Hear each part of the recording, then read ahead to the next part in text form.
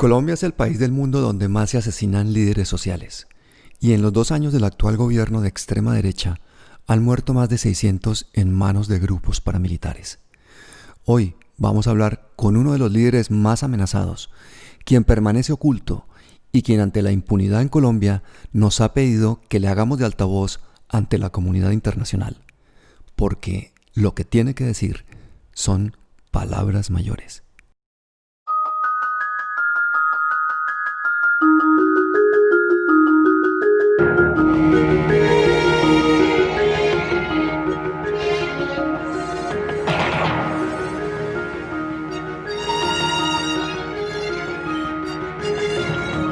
Ever Ramos Gallego, señor, bienvenido.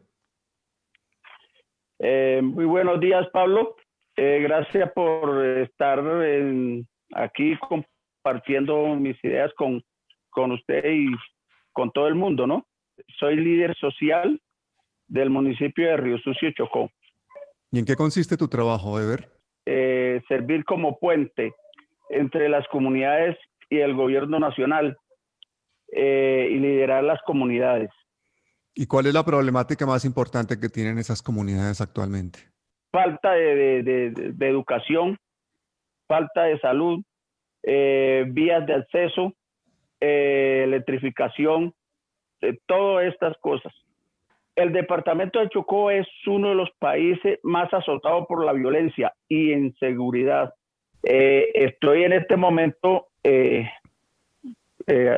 asilado aquí en donde por ahí pues me ganó un día de trabajo y eso.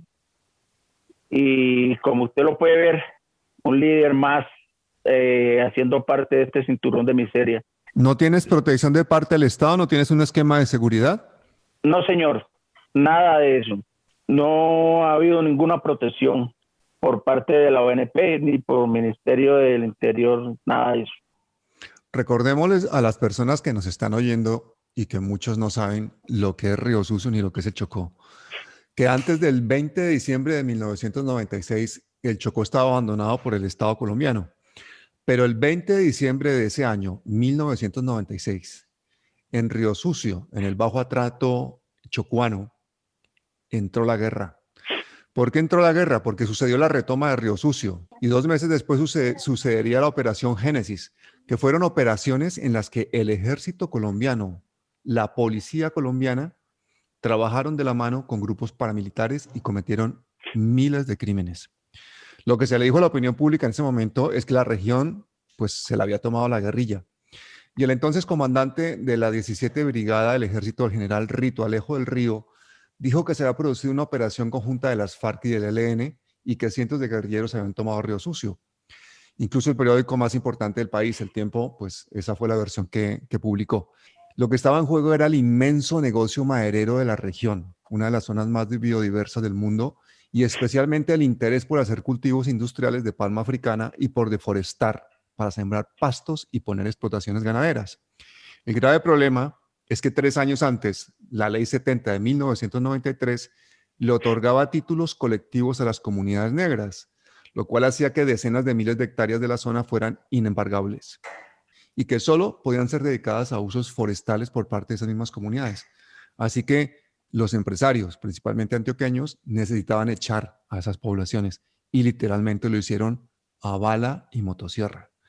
El 24 de febrero de 2009, un fiscal delegado ante el Tribunal Superior de Bogotá aseguró que el asesinato de Marino López era un crimen de lesa humanidad y que el general Rito Alejo del Río, como comandante de la Brigada 17, fue presuntamente responsable del homicidio. Según la Fiscalía General, él había ordenado la Operación Génesis para acabar con las FARC en el Urabá chocuano. Operación que, según investigaciones, estuvo fuertemente relacionada a los paramilitares. Rito Alejo del Río, 2 días después que ordenó la Operación Génesis, paramilitares del bloque Elmer Cárdenas llegaron hasta Cacarica y amenazaron a los pobladores para que se fueran.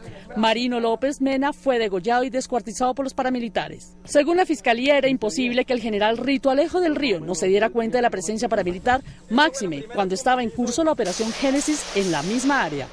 Ex jefe paramilitares como Salvatore Mancuso y alias HH aseguraron que Rito Alejo del Río se había reunido con Carlos Castaño, con quien mantenía, según ellos, una cercana amistad.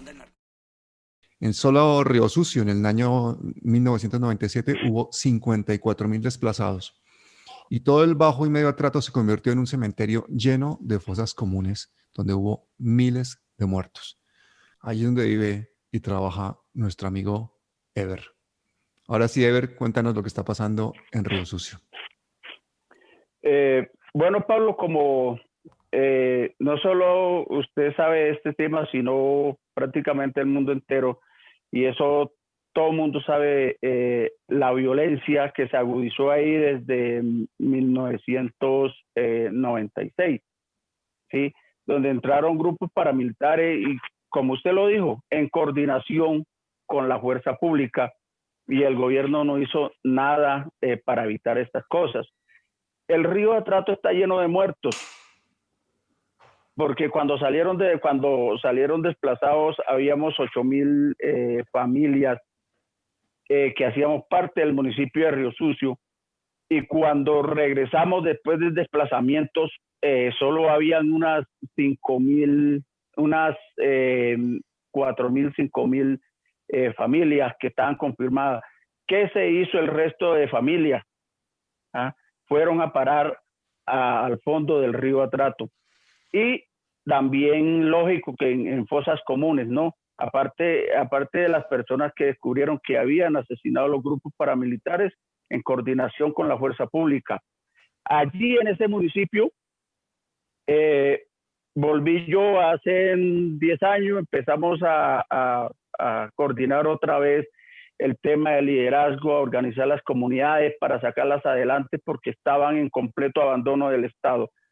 Pero en este país, Pablo, en este país y para el mundo entero, todos sabemos que el que reclama sus derechos y el derecho de las comunidades es asesinado. Todos sabemos eso. Entonces, aquí habíamos muchos líderes que nos estábamos dando la pelea para defender estos derechos y nos han ido asesinando uno por uno. ¿Sí? Nos han ido asesinando uno por uno para evitar de que las comunidades salgan adelante y de que las comunidades despierten. ¿Sí? ¿Para qué? ¿Para qué? Para poder apoderarse de las mejores tierras incluso del mundo entero, el pulmón del mundo, ese por el cual nosotros los colombianos y parte del mundo respiramos. ¿Para qué? Para sembrar cultivos ilícitos. Anteriormente eran cultivos de palma africana, explotación de madera. Ahora, como se han logrado muchas cosas de parar esa tala indiscriminada de árbol, ahora los grupos paramilitares están obligando a la gente a sembrar cultivos ilícitos, cultivos de uso ilícito, perdón, como la marihuana, los cultivos de coca y eso. Ever, o sea que 25 años después de las masacres en Río Sucio, del inicio de la guerra brutal, del desplazamiento de miles de personas, seguimos en una situación de violencia absoluta. ¿Seguimos con la zona tomada por paramilitares? Sí, señor. En este momento, la fuerza pública le ha abierto las puertas para que los grupos paramilitares entren nuevamente. Allí hubo un tema que muchos colombianos creímos en esto, que fue el proceso de paz. ¿Sí? El proceso de paz, miles de colombianos creímos, y el gobierno las ha dado a estas comunidades marginadas, abandonadas del departamento del Chocó, principalmente las comunidades de Río Sucio, ¿sí? Donde el Estado le ha abierto la puerta a estos grupos para que presionen a los campesinos a sembrar cultivos ilícitos. Nosotros creímos en el proceso de paz, nosotros creímos en una sustitución de cultivos de uso ilícito, por lo cual nosotros estábamos luchando, nosotros los líderes de este municipio estábamos estábamos luchando para que esto se hiciera realidad. Pero por esto a varios líderes y a mí me amenazaron, me hicieron salir de la zona. En este momento estoy fuera de la zona. En este momento estoy refugiado en otra ciudad, esperando que se me solucione el problema de desplazamiento, y el gobierno esto no lo mira. Pablo, la situación de pobreza en el municipio de Río es muy alta, un 95, 98%, por no decir más, son muy pobres. Pero no son pobres porque las personas quieren, sino porque el mismo gobierno patrocina esta situación. ¿Sí? Una de las tierras más productivas de Colombia es el departamento del Chocó. Cuando un líder en este municipio empieza a hacer de que los campesinos tengan todo por su cuenta, inmediatamente lo echan de la región. Y lo que le gusta al gobierno es que cada campesino allí en esa región vive en extrema pobreza, para que le viva pidiendo una migaja, para que le viva reclamando cualquier cosa, que en realidad que eso, en vez de ayudarle a los campesinos, lo que hacen es afectar a la población. Yo era un líder de los que me oponía a todo esto. Nosotros nos reuníamos en la comunidad. Yo soy de una comunidad que llaman Río Ciego. Pertenece a la cuenca del río Salaquí, municipio del departamento del Chocó.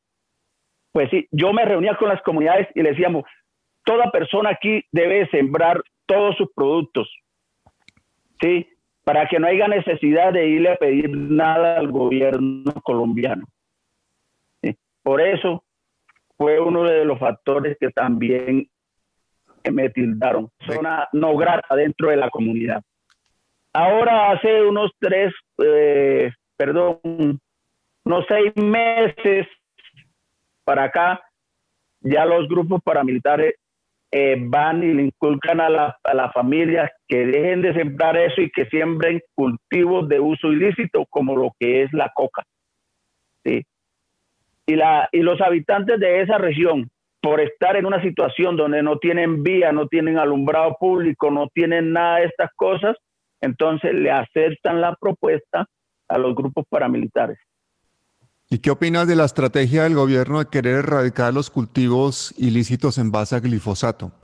Bueno, esa es muchas de las cosas que nosotros los líderes sociales, hemos rechazado, porque las fumigaciones con glifosato en una región como lo es el Salaquí, donde está dividida los cultivos, ¿sí? Hay un 50% de cultivos lícitos, donde hay ganadería, y un 50% de cultivos como lo es, de cultivos ilícitos como es la coca. Entonces, no serviría la fumigación, porque va a acabar con todo, y el gobierno lo sabe. Esto no lo sabe solamente usted, sino el gobierno también sabe que si fumiga va a matar todo esto. Entonces, ¿qué va a hacer ahí? Va a dejar a las personas, a los habitantes de esta región en completa miseria, donde no van a tener ni una cosa ni otra. Nosotros lo que estábamos proponiendo, que propusimos al coronel cuando nos reunimos con él, un coronel de la Brigada 17, donde le propusimos, si no se da el programa de sustitución de cultivos de uso ilícito, el PENIS, pues al menos que radiquen, que entren en una conversación con las comunidades, un acuerdo, y se radique, pero manualmente, no con fumigaciones, porque nosotros hemos Pero vivido... Ever, aunque se radique manualmente, dos si no hay fumigaciones. si no hay sustitución de cultivos, ¿qué porvenir o qué alternativa tiene la población? Pues ninguna, Pablo, ninguna. Pero como usted sabe que el gobierno nacional aquí en Colombia todo lo hace por la fuerza. Sí, todo lo hace por la fuerza. Y lo que nosotros peleamos es la sustitución de cultivos de uso ilícito que viene acompañada con obra pública, electrificación, dragado de caños, todo eso. Si no hay eso, pues al menos que no nos fumiguen. ¿Sí? Pero como usted sabe que si uno reclama, nosotros radicamos unos documentos sobre este tema y apenas lo radicamos, de una vez nos dijeron que nos iban a asesinar, solamente por radicar unos papeles.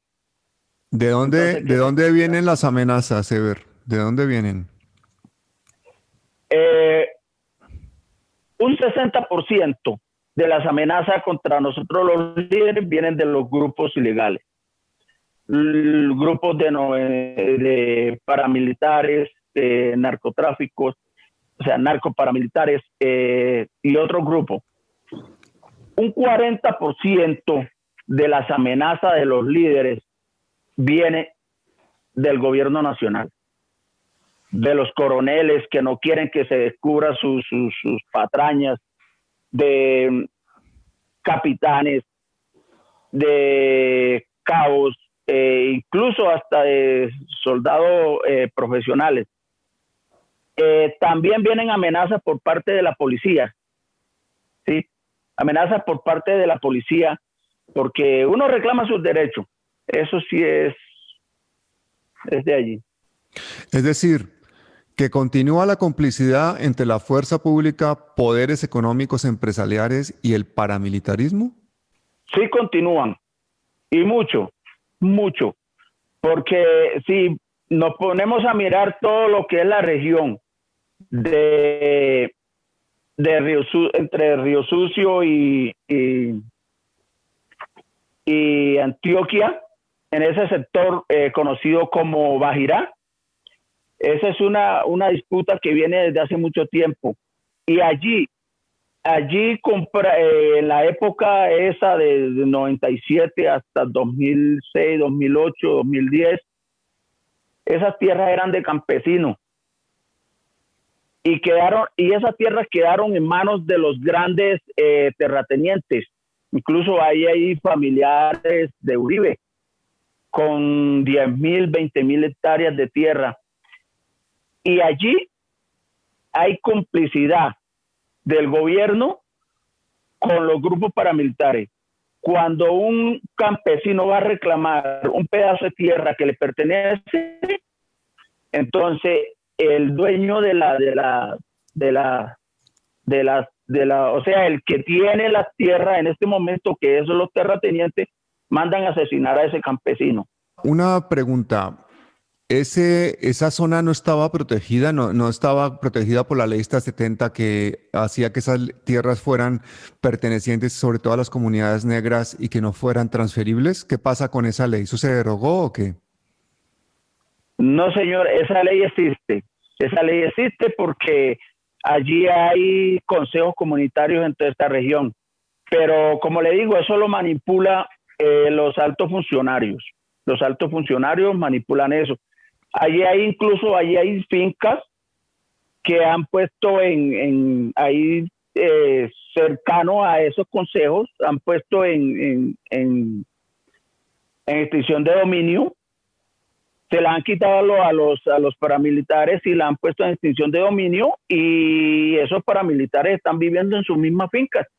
Entonces, ¿qué esperanza hay de un gobierno tan corrupto como lo es el nuestro para que los campesinos tengan derecho a sus tierras? Ninguna. Ever, Cuando uno piensa en la situación que se vive en el Atrato, uno se imagina como que el Atrato es como una frontera entre dos mundos. Por una parte están las poblaciones negras e indígenas que quieren vivir de la agricultura, que quieren vivir de la pesca, y por otro lado vemos a estos empresarios, principalmente antioqueños, del mundo de los megaproyectos, de los latifundios industriales, de la palma, del banano, del narcotráfico, del paramilitarismo. Esos dos mundos que llevan 25 años encontrándose, ¿cómo han terminado? ¿Qué ha pasado con las poblaciones negras e indígenas y qué ha pasado con los paramilitares después de todos estos años? Pablo, el Chocó es uno de los departamentos que se caracteriza por ser una de los departamentos, digo yo, más especiales que hay. ¿Sí? Porque tiene, por un lado, tiene lo que es costas en el Océano Atlántico. Por otro lado, tiene costas en el Océano Pacífico, frontera con Panamá. ¿Sí? Esto lo utilizan los grupos para sus corredores de narcotráfico, donde el gobierno tiene la mano untada también ahí en esa parte. Hay comunidades indígenas, hay comunidades negras, hay mestizos. Y no, el gobierno no le importa porque han asesinado líderes indígenas y las autoridades no hacen nada con esto. Han asesinado líderes afros, el gobierno no le importa nada de esto. Han asesinado líderes mestizos, hacen masacres y prácticamente no salen ni por los medios de comunicación. En esta región de Chocó no hay justicia. La justicia la tienen los grupos paramilitares. O sea, el policía que llega allá a mandar, otro día le están mandando boletos que si no se tuerce, lo matan o le tiene que ir. Entonces, no sé qué pasa, porque igual eso debiera de ser denunciado, tampoco lo hacen. Sí. Allá las personas, en vez de correr a ir a poner una queja a la policía o al juez o al fiscal, primero tienen que ir al comandante paramilitar que esté en la zona. En manos de este gobierno no se va a solucionar nada. No se va a solucionar nada, porque en el 5 meses después que este gobierno subió, nosotros nos reunimos con el señor presidente Duque en Apartadó, un municipio de entrada al departamento de Chocó, donde él se comprometió que no iba a haber un líder más asesinado en esa región.